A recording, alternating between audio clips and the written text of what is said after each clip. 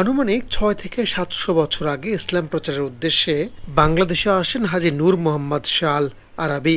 সঙ্গে আনেন একটি কালো পাথর, যেই পাথরে নবীজির পায়ের ছাপ আছে বলে বিশ্বাস করা হয়। সেই থেকে আজ পর্যন্ত নারায়ণগঞ্জে নবীগঞ্জে সেই পাথরটি সংরক্ষণ করা আছে, যা কদম রসুল দরগা নামে পরিচিত। ইতিহাসের খোঁজের এই পর্বে আমরা জানব কদম রসুল দরগা সম্পর্কে। আশা করি ভিডিওটি আপনাদের ভালো লাগবে। আমার ঠিক পেছনেই সেই পবিত্র পাথরটি। এটা হচ্ছে নবীজির হযরত মুসা ইসলামের ডান পায়ের পদচিহ্ন। এক এক মানুষ এক এক আকাঙ্ক্ষা, এক এক ইচ্ছা নিয়ে তারা আসে এবং দয়াল নবীজির উসিলায় আল্লাহ পাকের কাছে চায়। আল্লাহ পাক নবীজির মাধ্যমে নির্ধারণ করে দিছে, আল্লাহ পাক যে তুমি ওখানে যাও, গিয়ে আমার ইসলামের দিন ইসলামের প্রচার করো। তার আসছে দেখেই আজকে এই জনপদ মুসলমান হয়েছে।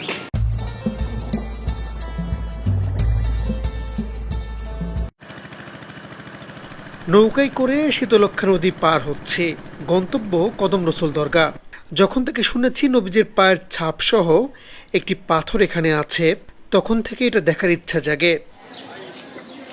নদী পার হয়ে মিনিট ৫ হাঁটলেই দেখা মিলবে একটা বিশাল তোরণের। মূল দরগায় যাওয়ার আগেই একটা মাজার রয়েছে। এখন ফাঁকা থাকলেও বিশেষ দিনগুলোতে এখানে অনেক মানুষের সমাগম হয়। মূল দরজা বা তোরণটির সংস্কার কাজ হচ্ছে, তাই অন্য পথ দিয়ে ভেতরে যেতে হবে। দুইজন পথ দেখিয়ে দিলেন, সে পথেই যাচ্ছে। অল্প সময় পরেই চোখে পড়ল সেই ঐতিহাসিক দরগা, যেখানে বেশ কয়েকটা কবরও দেখতে পেলাম। এই মুহূর্তে আমি আছি নারায়ণগঞ্জের কদম রসুল দরগায়। ঐতিহাসিক এই দরগায় কথিত আছে মহানবী হজরত মোহাম্মদ সাল্লাল্লাহু আলাইহি ওয়াসাল্লামের পবিত্র কদম মোবারকের ছাপ সম্বলিত একটি পাথর রয়েছে। আজকের ভিডিওতে আমরা সেটাই দেখার চেষ্টা করব। এই দরগার ইতিহাস জানলাম খাদেমের কাছ থেকে। আসসালামু আলাইকুম। ওয়ালাইকুম আসসালাম। আমরা এই মাজারের ইতিহাসটা জানতে চাই। এটা হচ্ছে আপনার নারায়ণগঞ্জ জেলার অধীন বন্দর থানা, নবীগঞ্জ এই গ্রামের নাম। নবীগঞ্জ মানে নবীর শহর। এখানে আজ থেকে প্রায় ৬০০ বছর আগে, ৬ থেকে ৭০০ বছর আগে হাজী নূর মোহাম্মদ শাহ আল আরাবী উনি এবং ওনার সঙ্গী সাথী ইসলাম প্রচার করার উদ্দেশ্যে আমাদের এখানে আসছিলেন। এবং সাথে করে আমাদের নবীজির পায়ের কদম, ডান পায়ের পদচিহ্ন এখানে নিয়ে আসছিলেন, স্থাপন করছিলেন। সেই থেকেই যা এই দরবার শরীফের নাম কদম রসুল। কদম মানে পা, রসুল রসুলের পা মোবারক।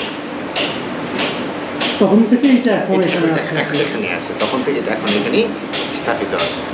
এবং এটা আমরা বাৎসরিকভাবে পুরুষ মাহফিল পালন করি ঈদে মিলাদুন্নবী উপলক্ষে 12ই রবিউল আউয়াল। আমরা না 4 দিন ব্যাপী হয়। 10ই রবিউল আউয়াল থেকে 13ই রবিউল আউয়াল পর্যন্ত আমরা এখানে পুরুষ মোবারক পালন করি। মিলাদ মাহফিল হয়, ওয়াজ মাহফিল হয় এবং গিলাপ চড়ানো হয়, গোসল হয়, এভাবে আমরা। এবং সিনি নামাজ হয়।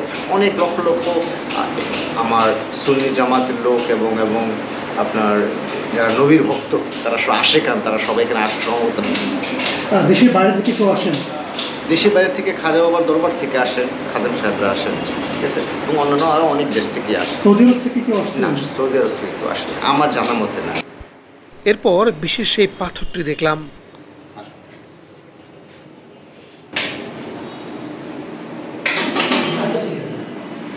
এটা হচ্ছে নবীজির হযরত মুসা ইসলামের ডান পায়ের পদচিহ্ন। আসসালাতু ওয়াসসালামু আলাইকা ইয়া রাসূলুল্লাহ, আসসালাতু ওয়াসসালামু আলাইকা ইয়া হাবিবাল্লাহ। এভাবে নবীর দরবারে দুরূদ শরীফ হচ্ছে নবীর দরবারে সালাম। একটা ঘরের মধ্যে কাচের ভেতরে রাখা হয়েছে পাথরটি, যেখানে পায়ের ছাপ স্পষ্ট বোঝা যাচ্ছে। তবে এটা নবীজির পায়ের ছাপই কিনা সে বিষয়ে মতভেদ রয়েছে। সে বিষয়ে আলাপ তুলতে চাই না, এটা একান্তই তাদের বিশ্বাসের বিষয়। এইটা কিসের উপরে আছে পাথর? এটা কালো পাথর, পুষ্টি পাথর আর কি। পুষ্টি পাথরের মধ্যে পুষ্টি পাথর। তখন থেকে এটা সব এটার আরেকটা পার্টি, বাম পার্টিটা ইন্ডিয়াতে দিল্লি জামে মসজিদে আছে। দিল্লিতে আছে। এটা তো পরে লাগানো হয়েছে না? এটা পরে লাগানো হয়েছে। এক বোম্বুজালায় আস্তে আস্তে পরবর্তী মার্কেটিং পরে লাগানো হয়েছে কিছু 10 বছর আগে। এটা চওড়া, এত বড় চওড়া, কত বড় ওয়াল এটা। এটা ইন্ডিয়াতে বড় ওয়াল। হ্যাঁ, অনেক অনেক চওড়া। এখানে আগে যে স্থাপন ছিল সেটা আমরা ভাঙি নাই, এটার উপরেই আস্তে আস্তে করে জিনিস করা হয়েছে। তবে এটা খুব বেশি বড় ছিল না মনে হয় ঘরটা। না, এটা এই ঘর আগে হয়তো মাটির ছিল, ইটের হয়েছে, টাইলস ছিল, তো পরে মার্বেল হয়েছে, পরে একদম বোঝালা হয়েছে, ঠিক আছে, এরকম আর কি। যখন নাকি এখন হচ্ছে কি, কিন্তু আপনি তো ছোটবেলা থেকে দেখছেন এই ছোটকাল থেকে, তো আমি তো দেখছি, আমার বাপ দাদাও দেখছি, কারণ এই দরবারের বয়স 600 বছর, এটা অনেক আগে। পাথরটি দেখে মূল যিনি এই দরগা প্রতিষ্ঠা করেছিলেন তার কবরটি দেখলাম। এটা একসময় মাটির ছিল, ঠিক আছে, অন্যরকমভাবে সংরক্ষিত ছিল। পরবর্তীতে আমরা এই স্থাপনাটা নতুন করে আর কি গড়ে তুলি আর কি। স্থাপনাটা গড়ে তুলে তা আমরা একটা এখানে সুন্দর করে নেম প্লেট লাগিয়ে দিয়েছি।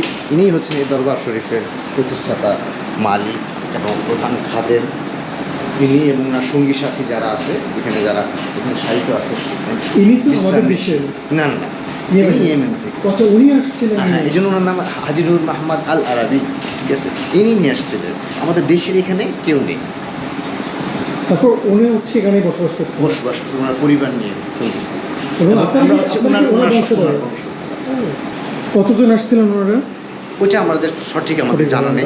এখানে কতজনের কবর আছে? এখানে প্রায় 27 জনের মতো। 27 জনের রওজা শরীফ আছে। রওজা শরীফ। গাছটারও তো অনেক বয়স নেই। এটা মেনলি প্রায় 300-400 বছর বা আরও বেশি হতে পারে। সেটা হচ্ছে যে আমার বাপ দাদা, ঠিক আছে, তারও দাদা সব আমি বলে সেরকমই তারা দেখছে। হ্যাঁ, একটা রজা মোবারক থেকে বের হয়েছে মনে হচ্ছে।